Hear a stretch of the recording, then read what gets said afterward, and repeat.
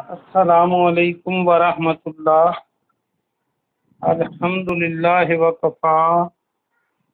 وسلام علی من لا نبی بعد۔ اللہ مہربان کے فضل و کرم سے ہمارا آج کا سبق سورہ المائدہ کی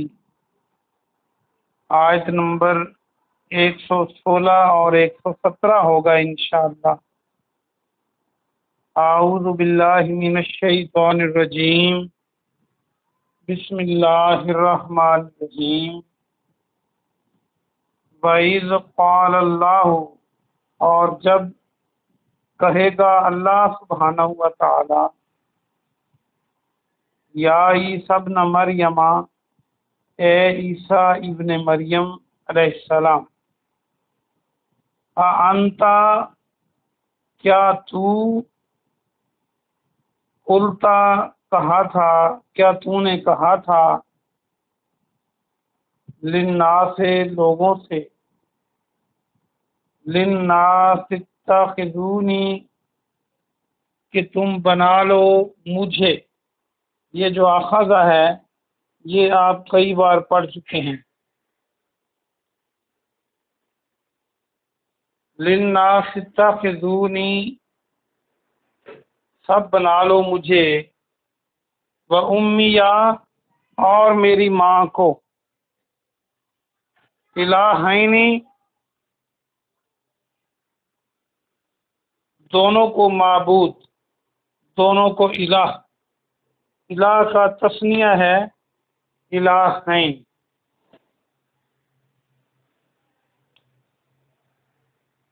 من دون اللہ، اللہ کے علاوہ۔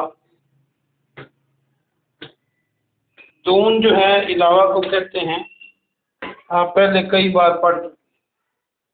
قال، وہ کہیں گے، سبحانک، تو پاک ہے۔ سبحان کے معنی پاک، کا کے معنی تو پاک ہے، ما نہیں، یکون لی، یکون جو ہے کانا آپ کئی بار پڑھ چکے ہیں، اور کن اور فا یکن، یکون ہے، لی میرے لیے، ان کے، اقولا میں کہتا، ما لیس لی، ما لیس ما جس کا، لیسا نہیں،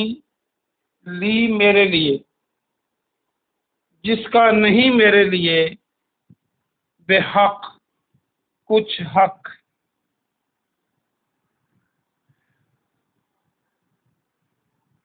وہ کہیں گے پاک ہے تو، نہیں ہے میرے لیے، مناسب کو بریکٹ میں کریں کہ میں وہ کہتا جس کا مجھے حق نہیں۔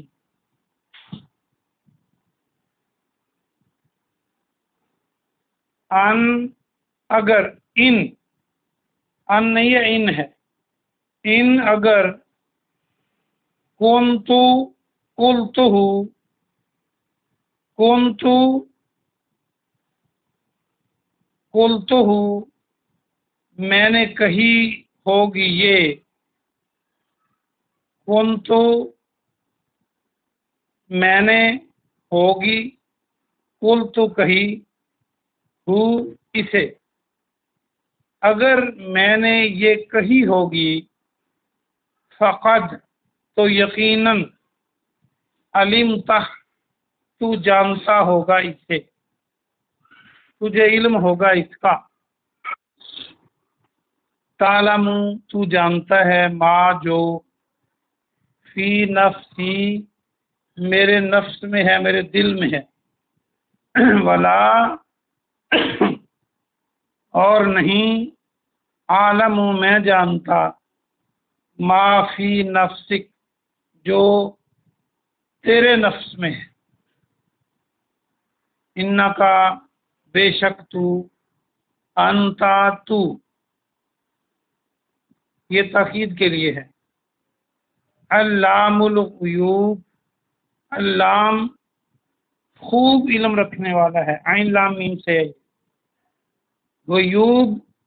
غیب کی باتوں کا، بے شک تو غیب کی باتوں کا خوب علم رکھنے والا ہے، خوب جاننے والا ہے۔ پوری آیت کا بامحاورہ ترجمہ سنیں۔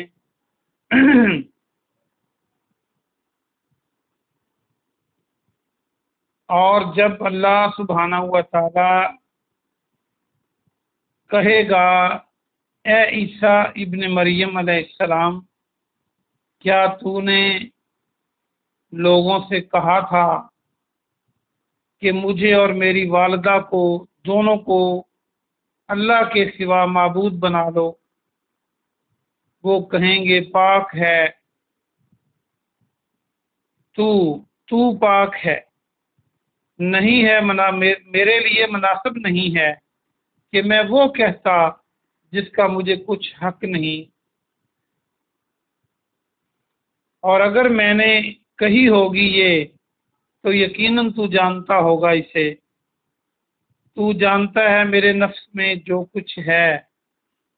اور میں نہیں جانتا جو تیرے نفس میں ہے، بے شک تو غیب کی باتوں کو خوب جاننے والا ہے۔ ما قلت لہم، ما نہیں، قلت میں نے کہا، لہم ان سے، الا مگر، ما جو، امرتنی تو نے مجھے حکم دیا، تو نے مجھے امر کیا، الف میم رے امر حکم دے، بہی اس کا، انعبد اللہ، یہ کہ تم عبادت کرو اللہ کی، ربی جو میرا رب ہے، وربکم اور تمہارا رب، وکنت علیہم اور تھا میں ان پر، شہیدم ما دمت، شہید گواہ، میں ان پر گواہ تھا، ما دمت جب تک میں رہا، یہ دمت آپ نے 2-3 دن پہلے بھی پڑھا تھا، یہ دوام دال واو الف میم دوام ہمیشگی، تو یہاں اس کا معنی رہنا ہے۔ ما دمت جب تک میں رہا، دمت میں رہا، فیہم ان میں، فلما پھر جب، توفیتنی تو نے اٹھا لیا مجھے، کنتا انتا تو ہی تھا، کنتا انتا سٹریس کے لیے ہے تو ہی تھا، انتر رقیب علیہم رقیب ان پر، رقیب کے معنی نگران، ان پر تو ہی نگران تھا، رقیب نگران ہوتا ہے، وانتا اور تو، علی کل شیء شہید ہر چیز پر شہید ہے، ہر چیز پر گواہ ہے، ہر چیز پر خبردار ہے۔ اس کا بامحاورہ ترجمہ سنیں۔ میں نے ان سے نہیں کہا مگر جو تو نے مجھے حکم دیا، یعنی جو تو نے مجھے حکم دیا میں نے ان سے وہی کہا، یہ کہ تم اللہ کی عبادت کرو جو میرا رب ہے اور تمہارا رب ہے، اور میں جب تک ان میں رہا ان پر گواہ تھا، اور جب تو نے مجھے اٹھا لیا تو ہی ان پر نگران تھا، اور تو ہر چیز پر خبردار ہے۔ یہ رقیب جو ہے رقابت اور یہ رقیب اردو میں عام لفظ بولے جاتے ہیں، بہت آسان سبق ہے، آئیے ہم اس کی تفسیر دیکھتے ہیں۔ اللہ سبحانہ و تعالی یہ قیامت کے دن جو باتیں ہوں گی عیسیٰ علیہ السلام سے، اور پیچھے آپ نے پڑھا تھا پچھلے رکوع میں کہ اللہ نبیوں سے پوچھے گا تو عیسیٰ علیہ السلام کا جواب بھی اللہ نے یہاں پہ آیت بنا کے بھیج دیا قرآن کی شکل میں، جو قیامت کے دن بات ہوگی۔ تو اللہ عیسیٰ ابن مریم کو، عیسیٰ علیہ السلام کو، دیکھیں اللہ کس حد تک شرک کی نفی کرتا ہے کہ لوگوں نے عیسیٰ علیہ السلام کو اللہ کا بیٹا اور اللہ کا حصہ بنایا۔ اور قرآن مجید میں آپ پڑھ رہے ہیں کہ جہاں کہیں آپ کا نام آتا ہے تو اکثر آپ کے نام کے ساتھ ابن مریم آتا ہے، باقی نبیوں کے ناموں کے ساتھ ان کے باپ کا نام نہیں آتا، تاکہ یہ کسی کو شبہ نہ رہے کہ عیسیٰ علیہ السلام جو اللہ کے بیٹے تھے، یہ شبہ نہ رہے، بلکہ یہ کنفرم رہے اور ہر وقت یاد رہے کہ وہ مریم علیہ السلام کے بیٹے تھے، اور مریم ایک عورت تھی، اور عورت کا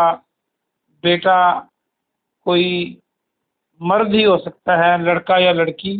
انسانوں کی جنس سے، تو نعوذ باللہ وہ اللہ کا بیٹا نہیں ہو سکتا۔ جب اللہ عیسیٰ علیہ السلام سے، عیسیٰ ابن مریم سے فرمائے گا کیا تو نے لوگوں کو یہ کہا تھا کہ مجھے اور میری ماں کو